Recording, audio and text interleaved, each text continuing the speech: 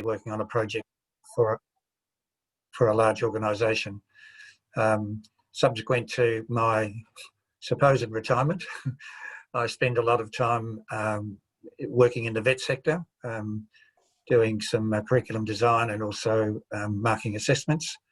And I also teach a course called Financial Literacy to VCAL students for the Smith family, predominantly to underprivileged kids who will leave school and enter the workforce next year.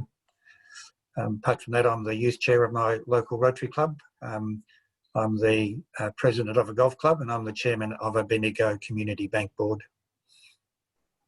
Great, thank you.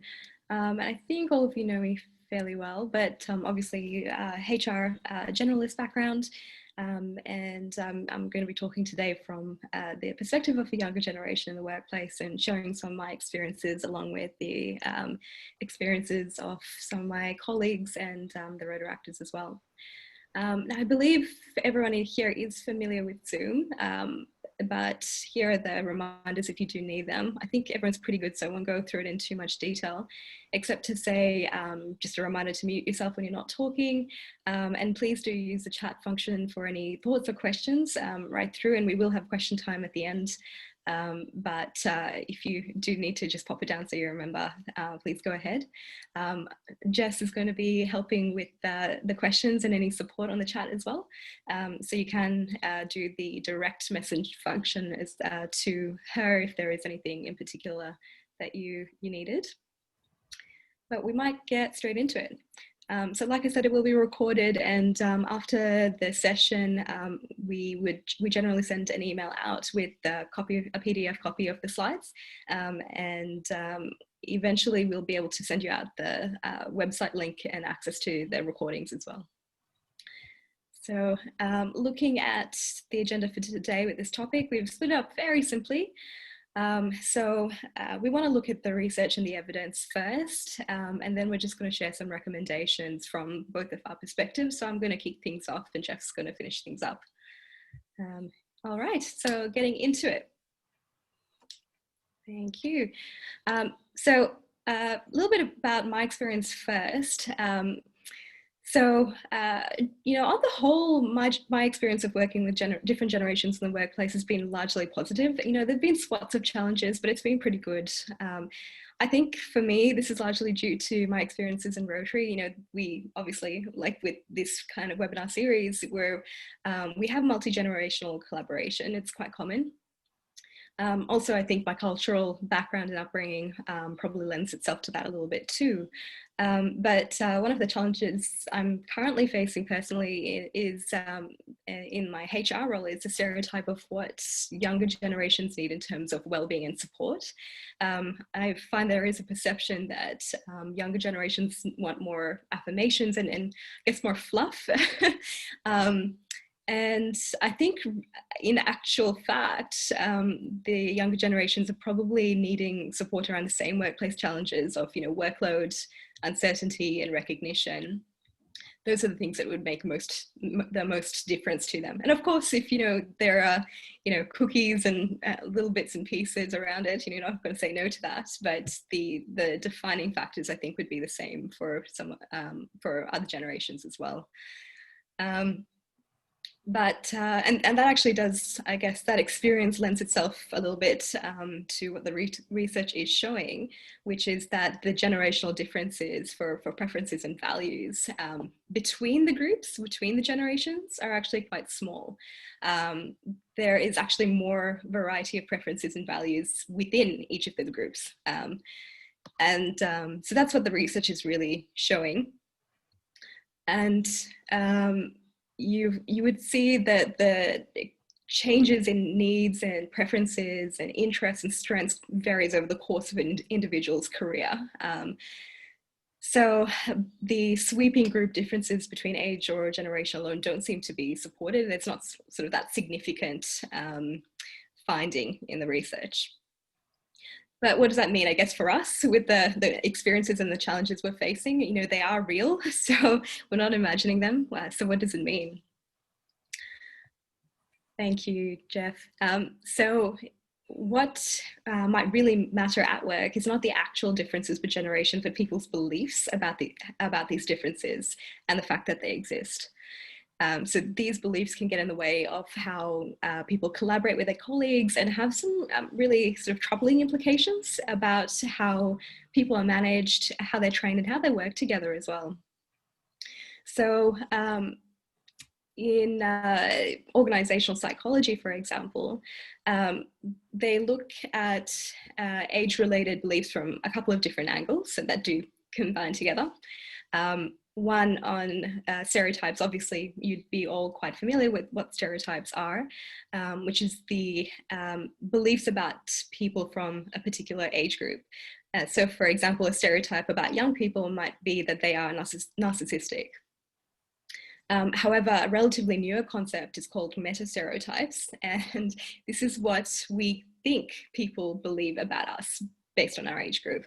So a young person, for example, then might worry that people see them as narcissistic, whether or not that's actually the case. So if both of these sort of stereotypes and meta-stereotypes and that kind of belief system is occurring at the same time in an age-diverse workplace, there is likely to have these likelihood to have knee-jerk thoughts about what other people must be like, as well as making the same assumptions, thinking people are making the same assumptions about us. And having a look at the research again about what that means is that these beliefs are not necessarily accurate. They're not really there in reality at all times, and they're not aligned as well. So for example, in one survey, they had 3 groups of people: young, middle-aged, and older workers. And these people describe the qualities that might be true of people in another age group, as well as what they think other age groups believed about themselves. And the patterns of the responses did vary by age group. So for people in the older worker age group, the people's stereotypes for those people was largely positive. So people were using words like responsible, hardworking, and mature. But older workers themselves worried that they might be seen as boring, stubborn, and grumpy. So there was that discrepancy there. In terms of the middle-aged workers, they were more aligned. So you had people perceived as being, ethical and largely positive, and they also believed that other people saw them as positive and energetic. Stereotypes about younger workers were probably the least positive out of the whole, in the whole sort of study. So there was obviously a range that they were sort of enthusiastic as well as inexperienced.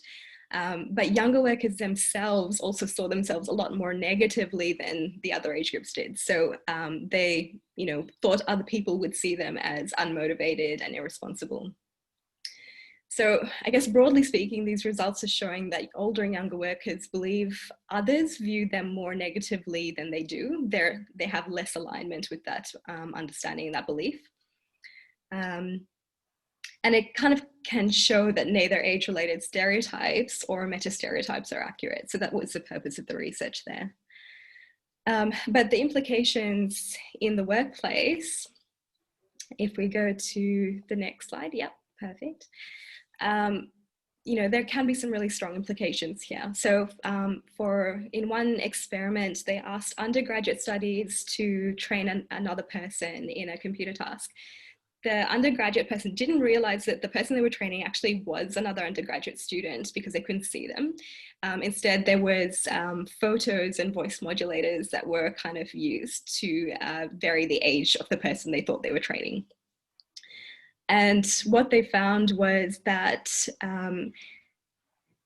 because there is a stereotype about older people's ability to learn new tasks, when trainers believed they were training someone older, they had lower expectations and provided worse training than when they were actually, when they were believing they teach a younger person. So this shows that, you can have poorer training in the workplace as a result of stereotypes like this, which has massive implications for performance management, engagement, and a whole range of metrics for the workplace. Another example of this as well is looking at a study that was looking at mentor and protege, or mentor and mentee pairs. And they found that if you look at the meta stereotype concept, the protege, the younger person, was attempting to overcome the meta stereotype by trying to seem older, for example, seem more mature, or try to combat that belief they thought was about them. But what this meant is that they were actually not being authentic, which led to a negative response from the mentors. So it's funny how all these beliefs come into play and act against us sometimes, even when we're trying to do our best there. So you can also have a sense of challenge from hearing the stereotypes. You could say to yourself something like, "Oh yeah, I'll show them," which could be a driver. But you could also perceive it as a threat, in terms of, "Oh no, what if I live up to this negative expectation?" So there's a lot that sort of goes in our heads in terms of what's going on here. And a reflection question around this is for you personally, and not saying you have to answer this, but just think about it. What are your beliefs and how are they shaping your actions? And I might actually just launch a quick poll here. Let me just bring it up. Saying about looking at beliefs about age in the workplace, what have you seen about how age impacts your team or your workplace? So feel free, you can select multiple and it is anonymous. Just see if you pop your thoughts in. Jeff, I don't think you'll be able to see it, unfortunately. Yeah, I can. Oh, awesome. Perfect.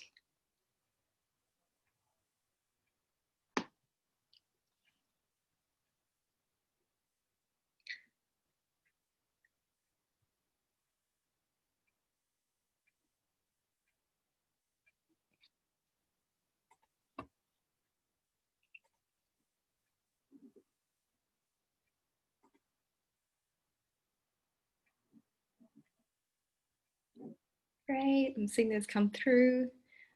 Perfect. All right, so let me just share these results with you. So not surprisingly, a range of things, and there are individuals and individual workplaces will have these factors in stronger or weaker amounts, but you can see also a mix of positive and negative impacts about the age-related beliefs. And I guess the main point in this is, because there's such a range going on, and there is some really good stuff and there is some bad stuff as well. The main thing to ask yourself with your workplace is, do you know what's going on in people's heads? And so what the first step really with this whole process is trying to get that understanding.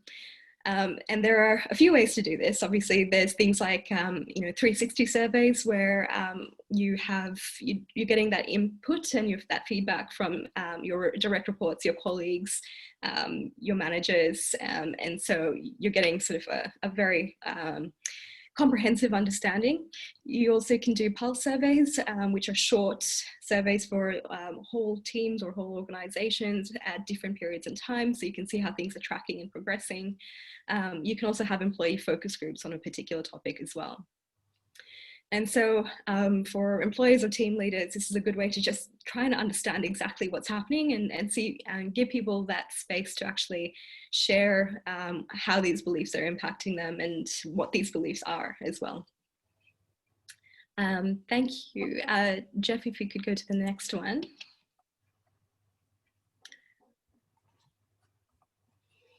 Perfect. All right. Yep, and next again. So a couple of weeks ago, I put some questions up on social media to get some thoughts from younger professionals. So I've shared some of them here. And just to give you a little bit of insight straight away before you go and do your own little data intake. So first of all, can you see there are some stereotypes and meta stereotypes that you'd be able to sort of see straight away, but just wanted to put it out there and see if anyone had any surprises or any questions about this. I'll give you some time to read as well.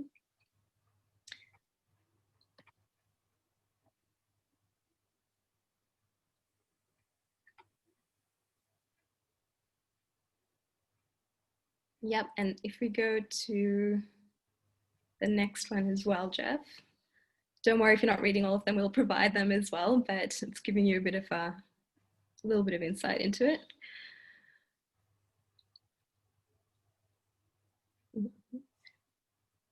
As I mentioned before, it's always a positive and negative with these beliefs. So it is good to see some of the advantages as well perceived by the younger people.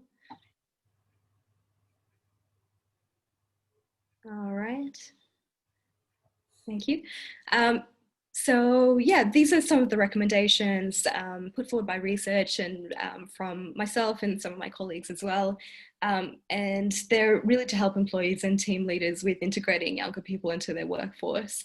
So I'll let you read through them, but as you are doing so, you know, I might call on to you, Jeff, to share the example of you know, your visibility and connection when you were leading your school in terms of, I remember you saying you went and actually made time for people every week. Yeah, so one of the key things when I was running schools was it's very easy for a principal to sit in an office and stay very busy, but it's also really important to connect with staff. So I had a list on my wall in front of my desk with all the staff members, and every Friday my diary would prompt me to look at the list at 1 o'clock and see which members of staff I hadn't spoken to all week. And when you have more than 30 people on staff in scattered buildings around a property, it's very easy not to connect with people. So I would then make sure that before the end of that day, I popped into their classrooms and said hello, or I'd found them wherever they were. And that even included people who were absent. If they were absent because they were sick, I'd try and ring them just to see how they were. Yeah, perfect. And that's, it ticks off a couple of things on this list. For example, you know, you're creating an environment of respect. People know that you're there, you're taking interest in them. You're also treating them as individuals by going and having those conversations. And because they feel that connection with you, there's that, it helps to emphasize the commonality in the team as well. So, you know, actions like that are so invaluable and can have quite a big impact. So what I might do is just quickly do another poll here in terms of, and this is just out of pure interest really, in terms of what recommendations you think are most valuable in for your team at the moment. And that could be for your club, for your work team, or for for your workplace at the moment if you're not working in a team, what you reckon it would look like.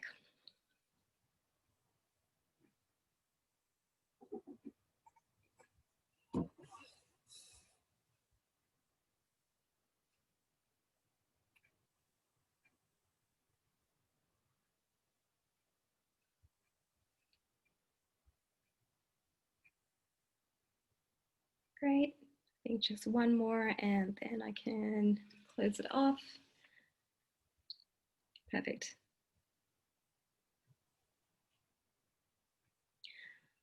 All right, so yeah, that individualistic approach got the most votes there. So and that ties in with motivation as well. So that's unsurprising. And I think the key thing to note there is it does take time. It's not something that can happen quickly, but it is something that you can work with, say, your managers or other leaders in your team to delegate and share that responsibility, so that is more achievable as well.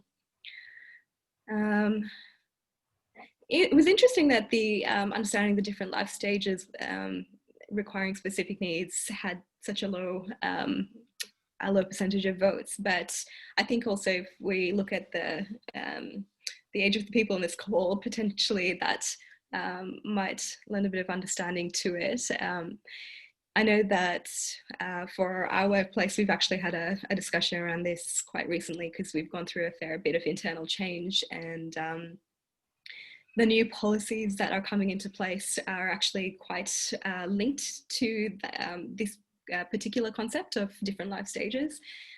So when you're workforce planning, for example, and succession planning, they had to try and make sure that the policies are attractive to people across the spectrum of different life stages, so that there is succession, and they do have people available to fill roles as people move through those different stages in their life. So I'll just stop sharing that. Interesting to get your thoughts, so thank you for putting all those in. Yeah, and I think that's really the end of the section that I wanted to go through. And to sort of finish off, I just want to mention that when I joined the office environment for the first time 5 years ago, I was well qualified and skilled for my role, but there was a lot more to the working environment than I expected. So I learned pretty quickly. It's a very different beast, I think, than what I was used to. There were many dynamics to learn and take on, and you had to take them on pretty quickly to do well and to survive. So for the young professionals on this call, Jeff is now going to be talking to you about some of these dynamics and expectations in basic detail. And some of these obviously do play in with stereotypes, but as we mentioned before, understanding is the first key. So Jeff's also put together some important recommendations in terms of protecting yourself from risk in the workplace too, which I thought were great to share with you. So handing over to you, Jeff. Thank you. Okay, thanks, Bianca. Just before I start, I think a couple of things I want to share. When I was 29, I was lucky enough to be appointed principal of a school, and I finished up being the youngest person on the staff as the boss, and that in itself provided some enormous challenges because I took over a Catholic school that had been run by nuns for 75 years. And so not only was I young, I was not a religious. I might have had religious beliefs, but I wasn't a member of a religious order. And so it presented some enormous challenges in terms of, I guess, me being the young person and trying to find a way to be accepted. And it's not something that happens overnight. It's a long process. I've always been, I guess, a bit of a, in my words, radical educator. I used to tell people who wanted to become teachers that they had to go and see Dead Poets Society, the movie, before they even thought about being teachers, or Mona Lisa Smile, which is the female version, because that's what teaching is all about. I used to interview people for teaching jobs, and the key thing that I had in the back of my mind was, do their eyes dance? Because I believe that if somebody had engaging eyes, I could teach them how to teach, but I couldn't teach them how to engage. That was something that had to come from them. I could give them some tips, but that would come from them. But the second school that I took over, I was asked to take over, had a lot of problems. And so I took it upon myself to interview every staff member before school started. And one of the burning issues was the fact that in the staff room, there was no hot water, there was only boiling water. And somebody in their wisdom had decided that there would be a roster of grade 6 kids who would wash the teachers' teacups. How demeaning. But anyway, I don't even remember how I managed to do it, but before school started, I managed to get a dishwasher put in the staff room. Not even sure who was going to pay for it at that stage, but I happened to know a number of people because it was my home parish, people in the community. And that simple step was like a real icebreaker. It went from a whole lot of people either not being on side or being a bit sceptical about what I was going to bring to the school to, well, this guy can actually fix the problem. And at the same time, we got rid of grade 6 kids doing menial tasks. So, that's, I guess, a little bit of background about where I come from and how I see situations. So we're going to talk about these 5 topics, so let's get into them. But some of them are very basic things. I mean, if I employ somebody, the things that I want are obviously people to be punctual. And I have to say that I have an inbuilt prejudice about lateness. I'm a punctuality person. Used to drive my 2 children to the station every morning because they went to schools away from home. And my son and I would sit in the car many mornings and wait for my daughter. And one morning I said to her, if you're late again, we're leaving without you, and so we did. And she was never late again because she was, in fact, late for school that day. So company policies and procedures, and good companies have well-documented policies and procedures. Get in and find these documents. Many of them nowadays will be listed on websites. And find out, you learn a lot about the company by looking at policies and procedures. Obviously, a good work ethic. More so these days, a team player is more important. In the old days, people could sit in their little cubicle and do what they wanted to do. Open plan offices have done a lot towards encouraging people to be team players. I want people who are enthusiastic, and I have this personal motto that says it's a dull day when you don't learn something new. So I'm really happy to have people provide me with new ideas, new information, new experiences.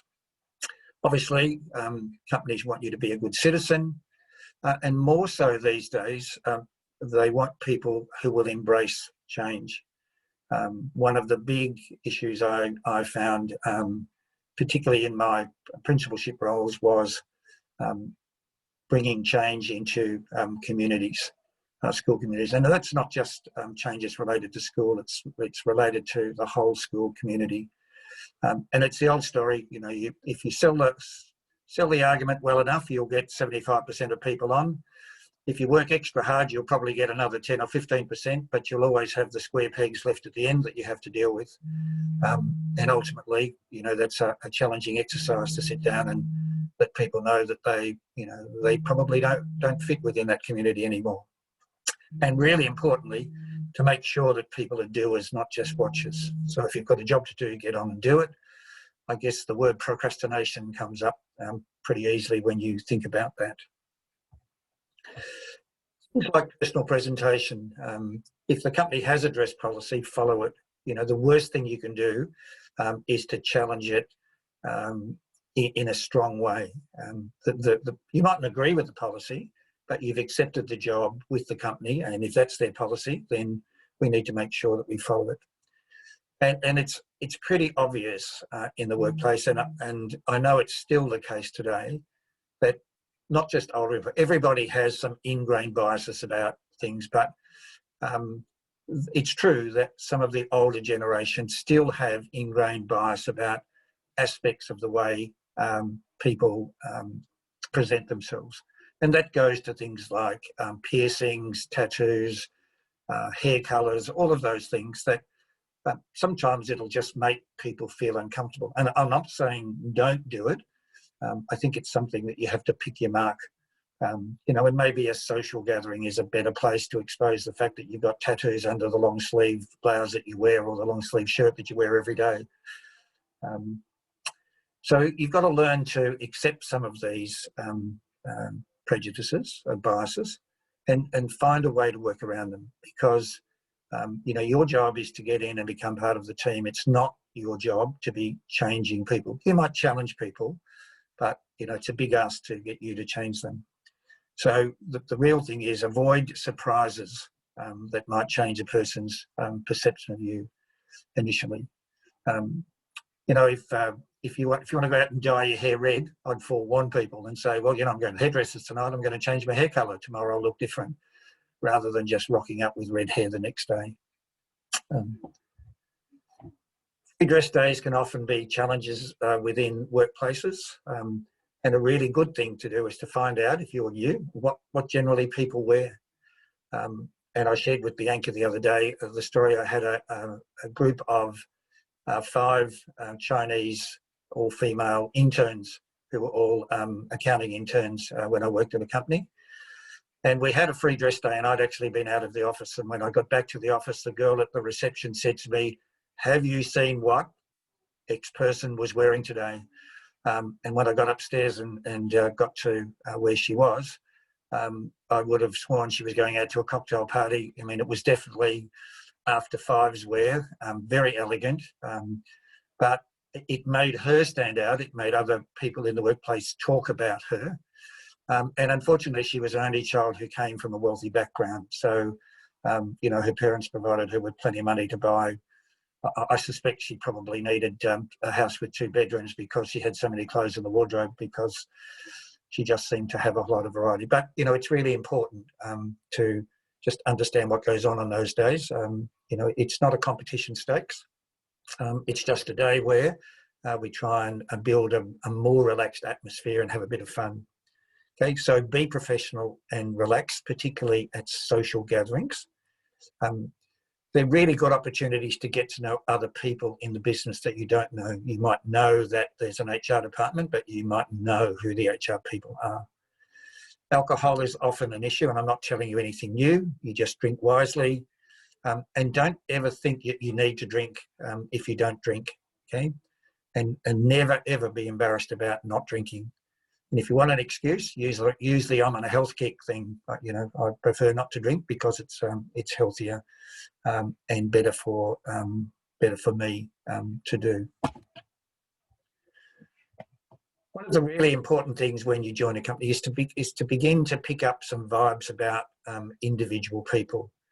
And, you know, it's the first one is really important. You don't go around and interrogate people and ask them, you know, are you married? Have you got a wife? How many kids have you got? What footy team do you barrack for?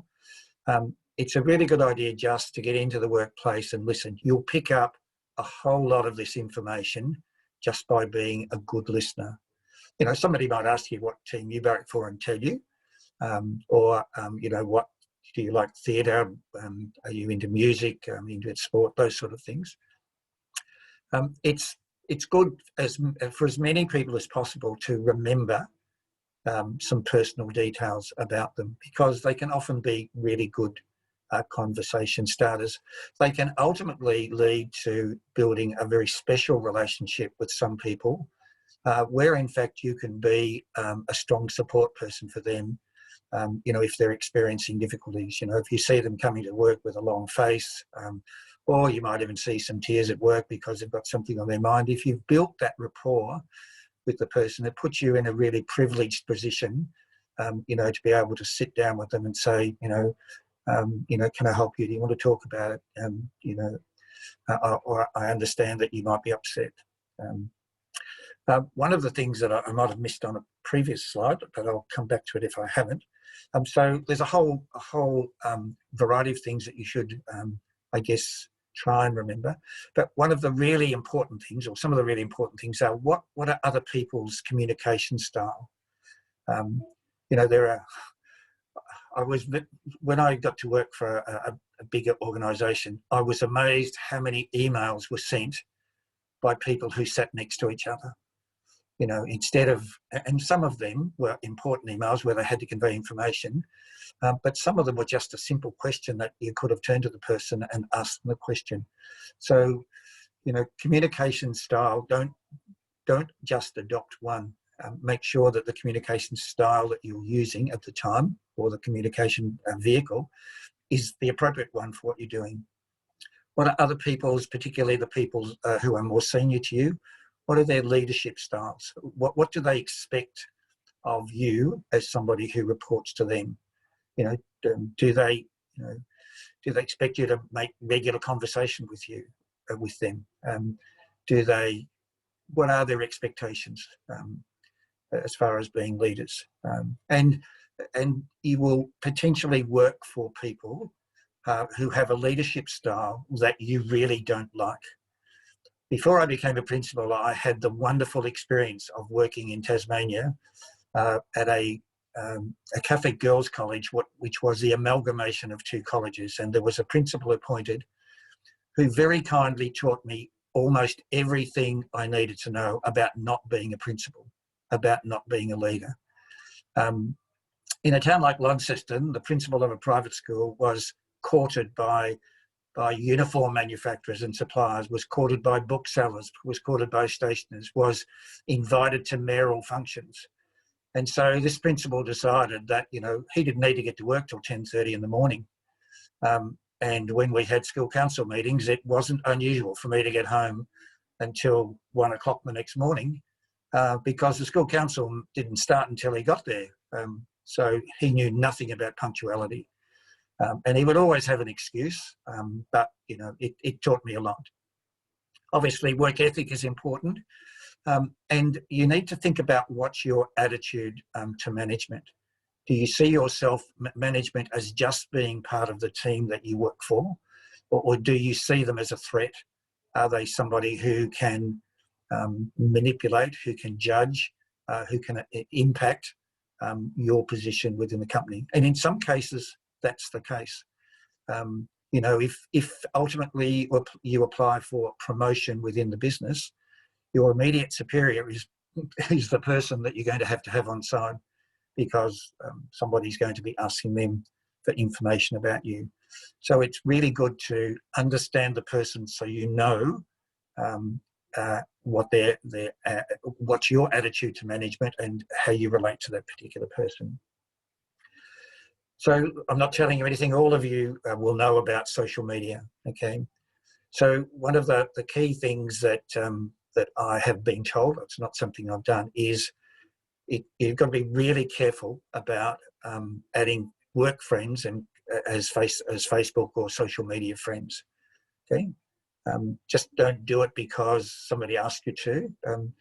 You know, you've got to sit down and work out what's the benefit and or the risk to me of having this person or these people connected to me on social media. Okay, never ever ever post negative things about your workplace. Even if you feel them, even if you're as angry as hell about something that happened, find somebody who you can talk to verbally to take it out on. Don't take it out on the rest of the world, because invariably what you put will get back to the company.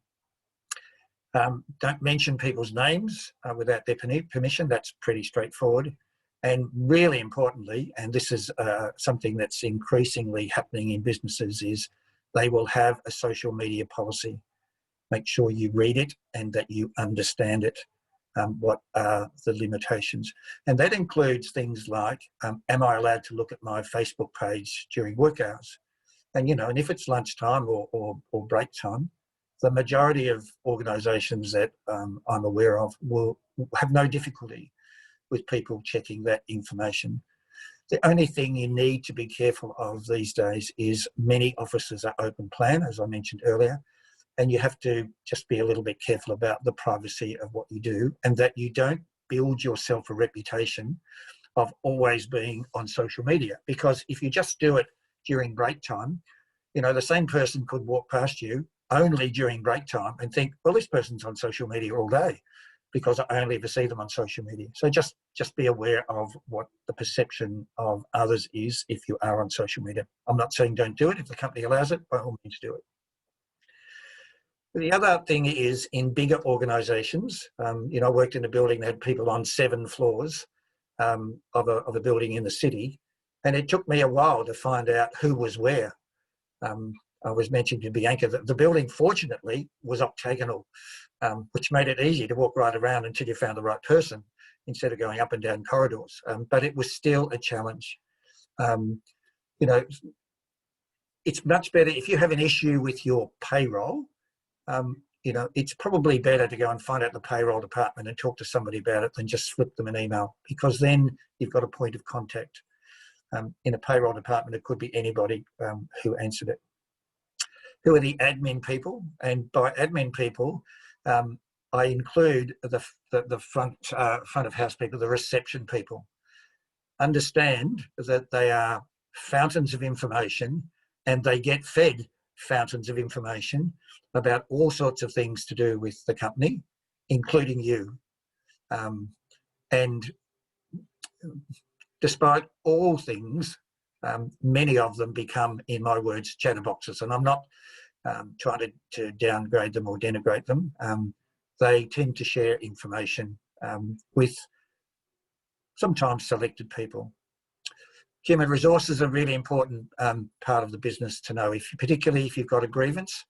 You know, if you've got an issue with another staff member, go and make an appointment to talk to human resources. Don't just send an email. Find the people so you can talk to them face to face. And I'm sure Bianca would love to have you come and visit her.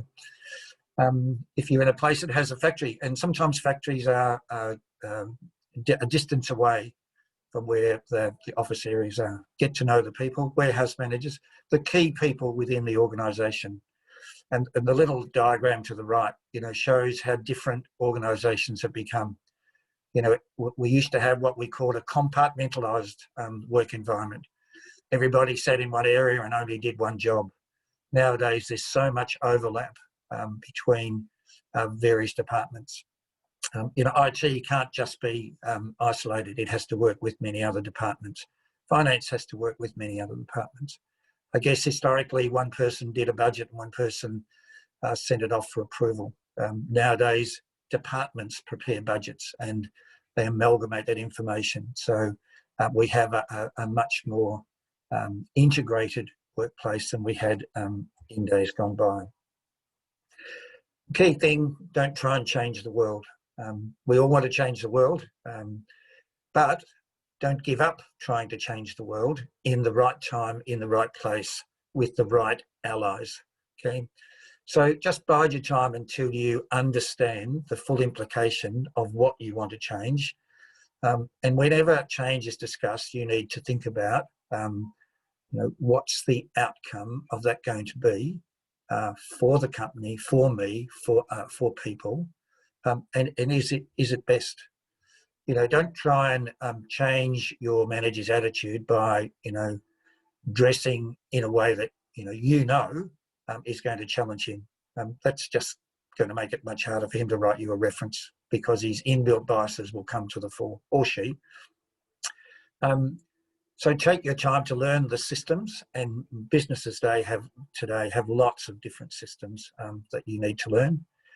If you have concerns within your workplace, write them down, document them somewhere, and then sit on them for a little while and come back and think about them. If you've got suggestions, document them, okay? And the best person to move to, if you want to follow that further, will be your immediate manager.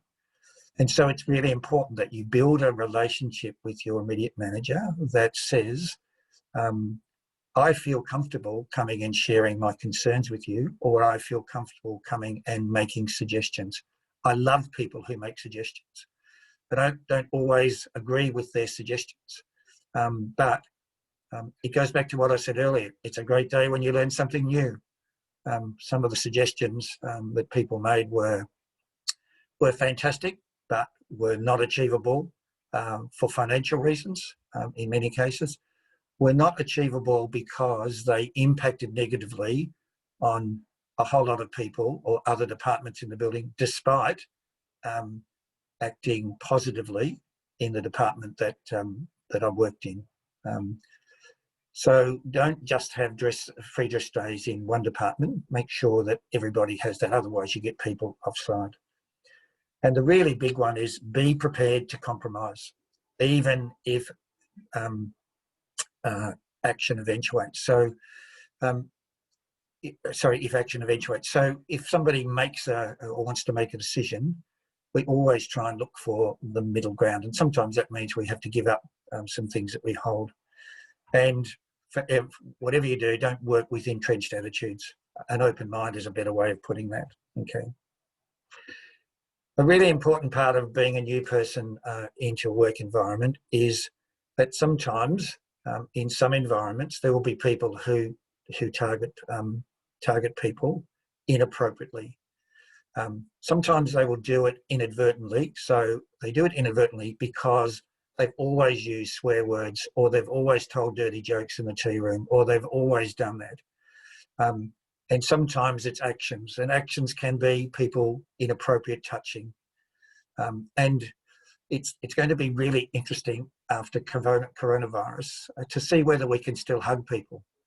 Hugging is a really intimate, caring, beautiful way to greet somebody.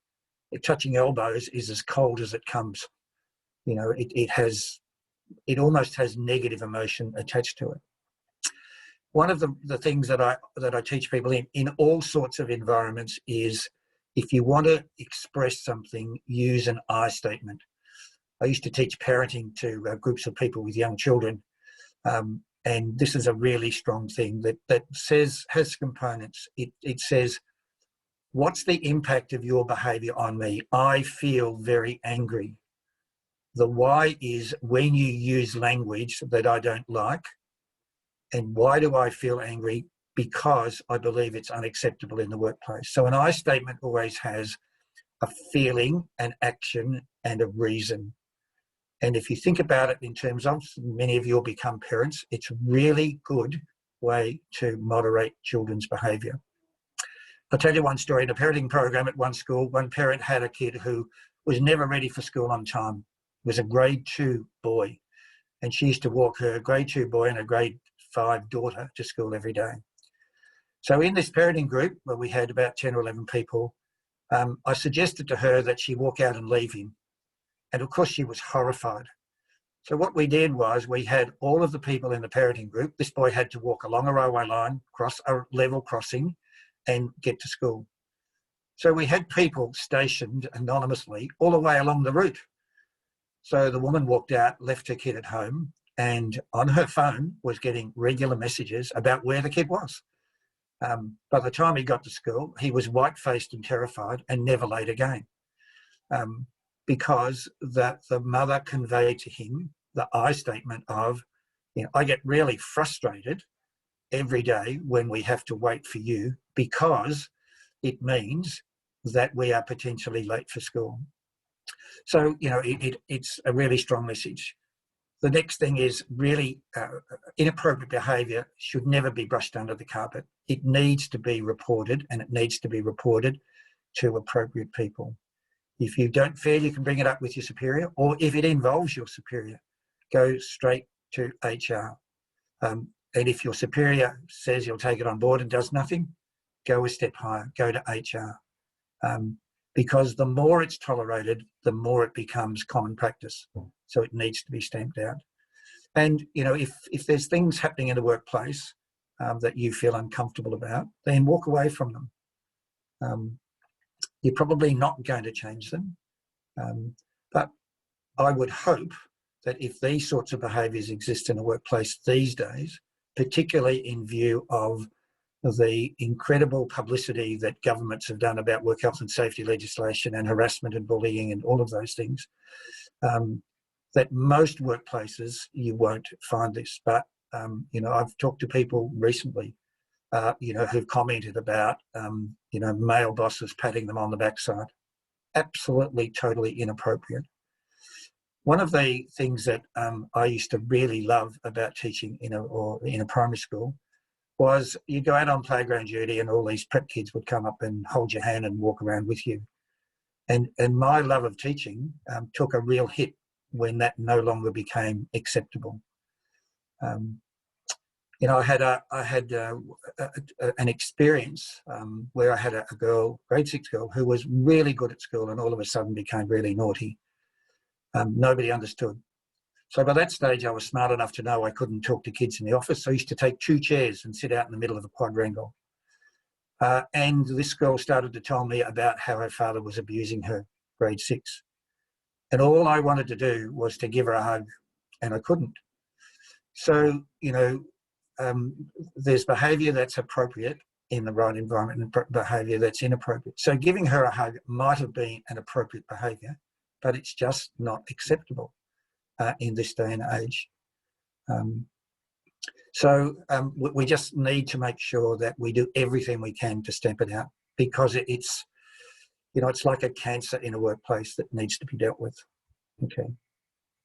Okay, that's the end for me. Back to you, Bianca. Sorry. Yeah, so we'll run the feedback poll. And of course, we're always very welcoming to any feedback outside of the poll as well. And we'll open it up to questions. I know we're a small group, so feel free to just unmute your mic if you want, or you can use a chat. And we'll give you some time to respond to that evaluation poll as well. So, Jeff, I have a question. Yeah. There's a lot of good information from both of you there, so very well done. The question I have for you, though, specifically, Jeff, what would be the top 3 things you would recommend to employers to do to really integrate the younger generation more effectively? What would be your top three? The top of the list is a comprehensive induction program that doesn't just run for 10 minutes. It possibly runs over the first week at work and includes things like somebody taking you around and showing you where the HR department is and the payroll department is. And so that's high on my list.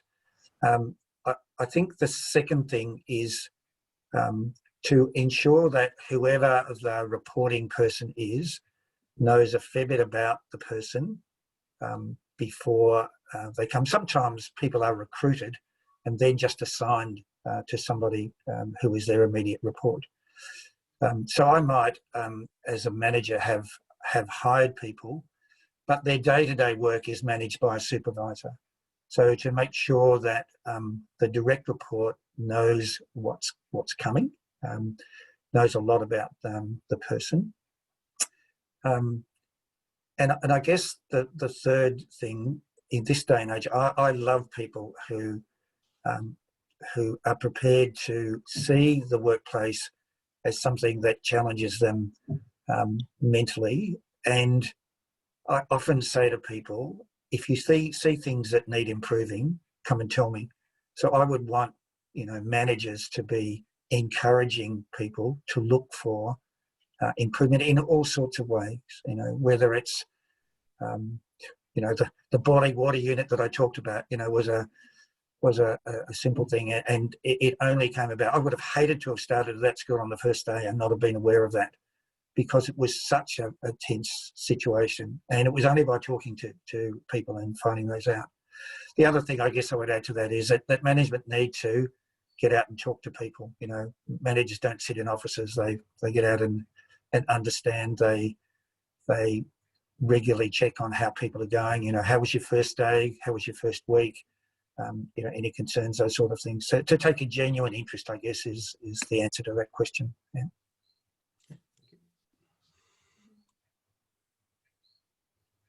Great, perfect. Thanks, Ian. I'm guessing there's no other questions at this point, seeing as it's been a bit quiet. But of course, you're all, I think obviously know all of you quite well. You're very welcome to send through any questions as time goes on, and you've got our details on the next slide, I believe, as well. Perfect. So that, I think, is it for today, and our next topic in 2 weeks' time is going to be presented by Ian, and it's going to be project management. Is that right? Managing projects. It's very similar, but I've taken a slightly different perspective. Managing projects. Yeah. Perfect. And I think there's no doubt that in this day and age, most people who work in a reasonable size organisation will get involved in a project at some stage in their life. No. Absolutely, and there will be linked applications, obviously, between this topic and work, as well as Rotary and Rotaract. So we can. We're looking forward to seeing you all there at that point. But thank you so much for joining us today again, and we'll send through an email with the PDF and hopefully the link to the recording at some point soon. Sounds good. Excellent.